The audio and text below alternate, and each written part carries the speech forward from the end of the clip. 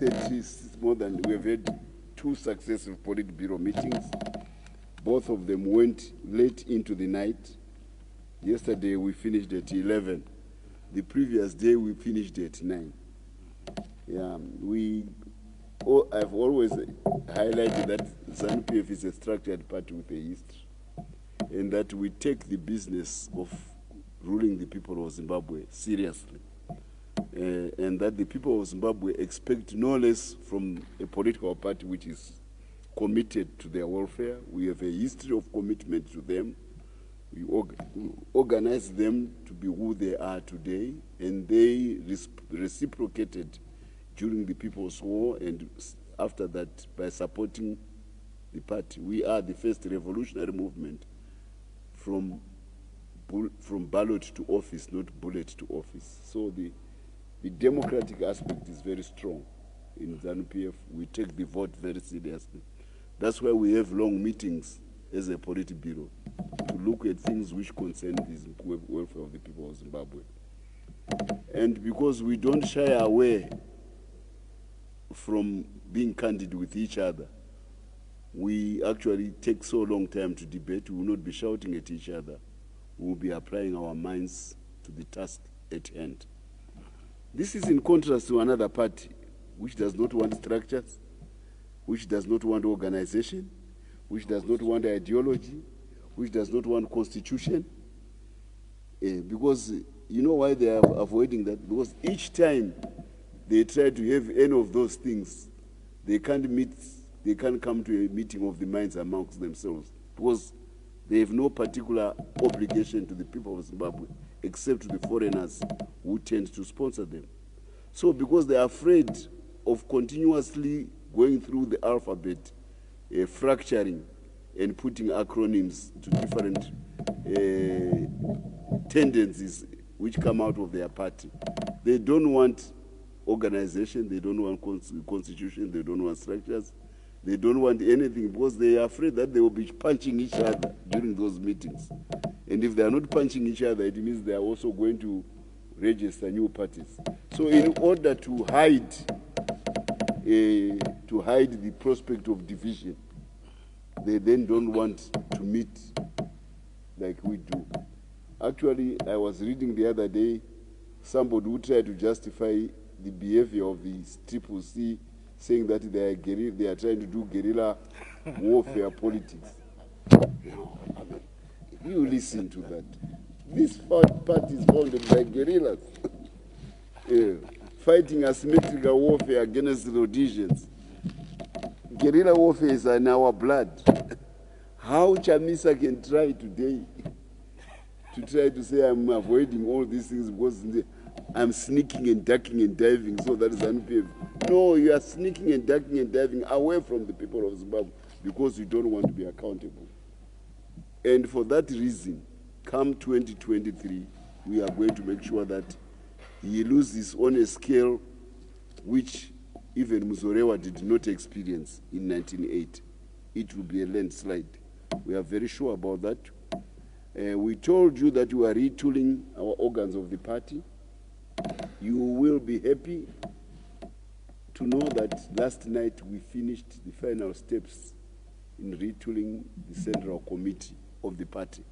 The Central Committee is the supreme decision-making of the party, an interface between the leadership and the people between congresses.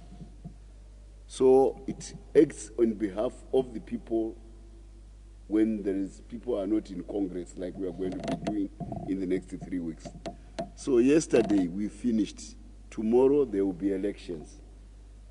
There have been a lot of rumors, there have been a lot of disinformation, there have been a lot of insinuations about divisions within our party. We actually want to assure you that the Central Committee elections are going to be conducted in the most harmonious of atmosphere, in the most consensual building, but also in the most democratic of manner tomorrow.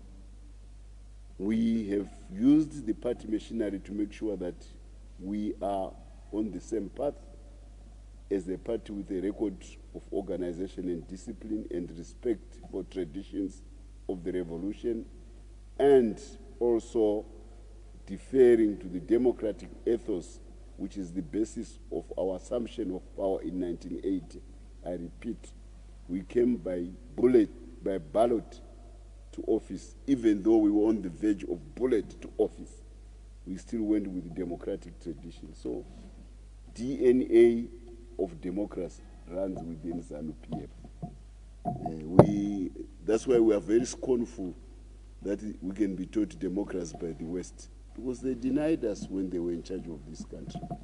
So please be assured the elections tomorrow will be very successful. We will come out of it with a very strong Central Committee leadership ready to serve the people. It will be very loyal to our president and to the party. And we have no divisions at the top which are purported to be this or that. And most of the things which you hear coming out about ZANU PF, they don't come from within the party. We went through that agenda yesterday. And everybody was here to speak his mind.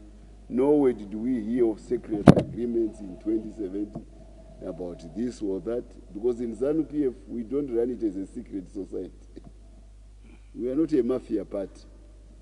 If there are any agreements which may be reached by individuals within the party, they've got to be presented to the electorate, which is the people who are the supporters of the party. And the Central Committee has got to debate those issues, and resolutions have got to be taken by the Central Committee so that the Politburo can take due guidance from those. So we do not run ZANU PF on the basis of secret agreements. It's not possible. How do you have a party which was spread throughout the whole country by voluntary people willing to die for it? Then you say you are running it as a secret society. It can't. It's not possible, because vanhu vaifa voluntarily kuti tiri kuda nyika yedu. And to die, if you are prepared to voluntarily die for your country, it means you have got a consensual approach to what is going on, to the point that you sacrifice your life willingly. Then you say that party has now become a secret society. No, we don't. There are no secret agreements in ZANU PF. They all come to the Politburo and presented to the Central Committee and taken to the membership, and then we take a position. We are not a party of conspirators.